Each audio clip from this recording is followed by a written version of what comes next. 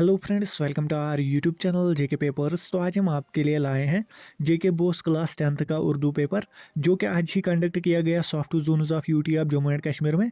इस वीडियो में हम जेड सीरीज़ का पेपर आपसे डिस्कस करेंगे। आप इस वीडियो को एंड तक देखना। अगर चैनल पर नए हैं तो चैनल को सब्सक्राइब भी कर देना। इसके अलावा फेसबुक और टेलीग्राम की लिंक्स भी आपको नीचे डिस्क्रिप्शन में मिलेगी, आप जाके हमें वहाँ पर भी फॉलो कर सकते हैं। अगर हम इस पेपर की बात करें तो यहाँ पर आपके टोटल नंबर ऑफ क्वेश्चन 16 है। टोटल टाइम यहाँ पर 3 घंटे होते हैं। मैक्सिमम मार्क्स यहाँ पर आपके 80 होते हैं। ये पेपर आपको कैसा लगा, इजी, मॉडरेट या टफ, नीचे कमेंट सेक्शन में अपने स्कोर के साथ लिखिए। इसके अलावा ये बहुत ही लेंथी पेपर था, मैंने ये देखा, ये पेपर बहुत ही लेंथी था लेकिन आसान भी था अकॉर्डिंग टू मी। पहले यहाँ पर है हिस्सा अलिफ। पहला क्वेश्चन यहाँ पर है, दी गई इबारत को गौर से पढ़ने के बाद इसके आखिर में दी गई खाली जगहों को इसी इबारत से चुनकर मुनासिब अल्फाज से पुर कीजिए। नीचे यहाँ पर माहौलियाती आलूदगी के रिलेटेड एक इबारत दी गई है। लास्ट में फिर इसी के रिलेटेड क्वेश्चंस होंगे। मैं ये यहाँ पर स्लोली स्क्रॉल करूँगा। फिर यहाँ पर क्वेश्चंस में आपका पहला पार्ट है, अगर हमारे गिरदो पेश का माहौल गंदा या आलूदा हो तो उसे डैश कहते हैं, तो उसे माहौलियाती आलूदगी कहते हैं। दूसरा पार्ट यहाँ पर है, इंसान के गिरदो पेश में जो चीज़ें पाई जाती हैं उनमें से दो के नाम डैश है, इसमें आएगा पानी और हवा है। तीसरा पार्ट यहाँ पर है, इनकी गलाजत या इनकी आलूदगी खुद डैश के लिए खतरा बन जाती है, इसका आंसर आएगा ज़िंदगी के लिए खतरा बन जाती है। फिर यहाँ पर पार्ट 4 है, तमाम जिंदा चीज़ों के लिए बराए रास्त डैश हवा की ज़रूरत है, इसमें आएगा साफ़ हवा की ज़रूरत है। पार्ट 5 यहाँ पर है, अगर इन चीज़ों को गंदा कर दिया जाए तो इस कराए अर्ज़ पर ज़िंदगी कैसे डैश है, इसमें आएगा कायम रह सकती है। फिर यहाँ पर क्वेश्चन नंबर 2 है, शायरी जुज़ के आखिर पर पूछे गए सवालात के जवाबात में से दुरुस्त जवाब चुन लीजिए। यहाँ पर एक शायरी जुज़ है, आप ये पढ़ सकते हैं। अब यहाँ पर पहला पार्ट है, ये शायरी जुज़ किस सनफ शायरी से ताल्लुक़ रखता है, इसका जो आंसर आएगा वो है नात। फिर यहाँ पर पार्ट 2 है, इस शायरी जुज़ का शायर कौन है, इसका आंसर आएगा रसा जावदानी। उसके बाद पार्ट 3 है, बनी नवा इंसान का गमखार कौन सी शख्सियत है, इसमें आएगा हज़रत मोहम्मद सल्लल्लाहु अलैहि वसल्लम। फिर पार्ट 4 है, हमें हज़रत मोहम्मद सल्लल्लाहु अलैहि वसल्लम के आने की क्या थी, इसमें आएगा आरज़ू, लेकिन मुझे लगता है इसके सभी पार्ट से रिलेटेड है, इनमें से मुझे लगता है कोई भी आ सकता है। फिर यहाँ पर पार्ट 5 है, खुश अंदाम के माने क्या है, इसका आंसर आएगा खूबसूरत जिस्म वाला। उसके बाद यहाँ पर है सवाल नंबर 3, दी गई इबारत को गौर से पढ़ने के बाद इसके आखिर में पूछे गए सवालत के मुख्तसर जवाब लिखे। यहाँ पर माहौलियाती आलूदगी के रिलेटेड और एक पैसेज है।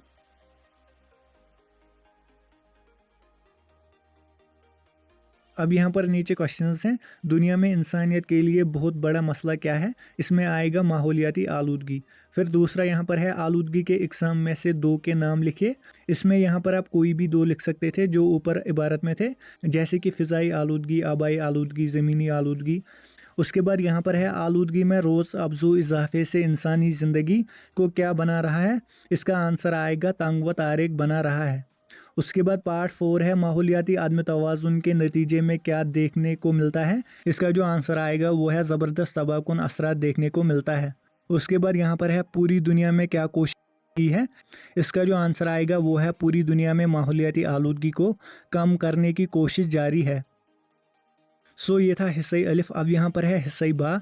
यहाँ पर सवाल नंबर 4 है, दरअसल अल्फाज में से सिर्फ 3 को जुमलों में इस तरह इस्तेमाल कीजिए कि उनकी ताज़कीर व तैनीस होना वाज़ह हो जाए।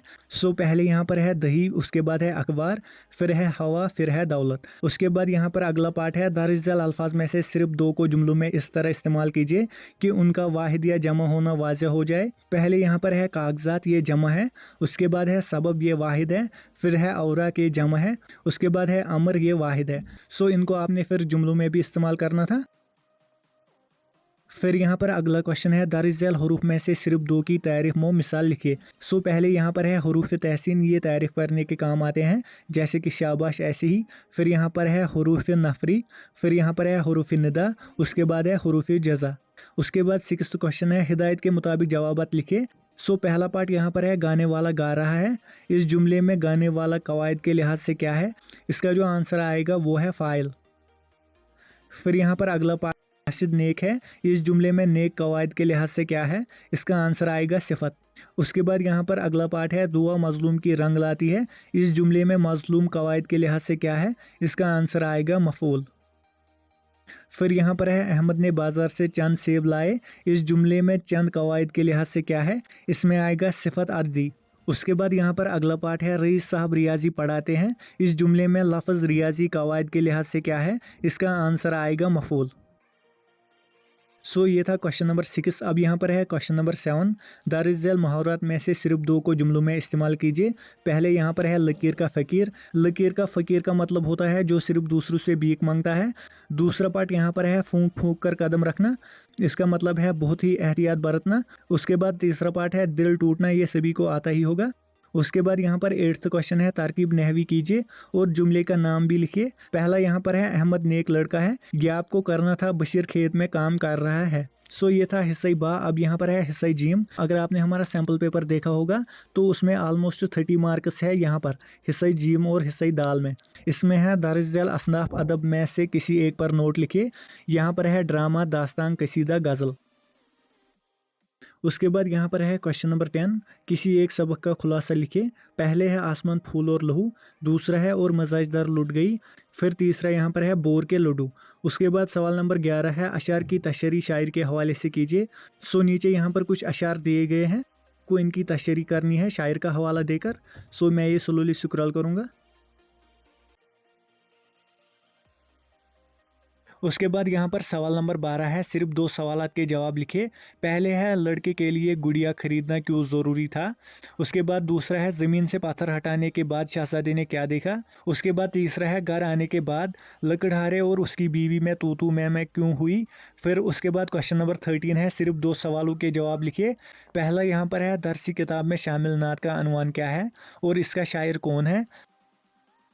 उसके बाद दूसरा पार्ट है, उलुल आज़मी के क्या माने हैं और बाग मुराद से क्या मतलब है। उसके बाद तीसरा पार्ट है, हमें अपने मोहताजों से किस तरह पेश आना चाहिए।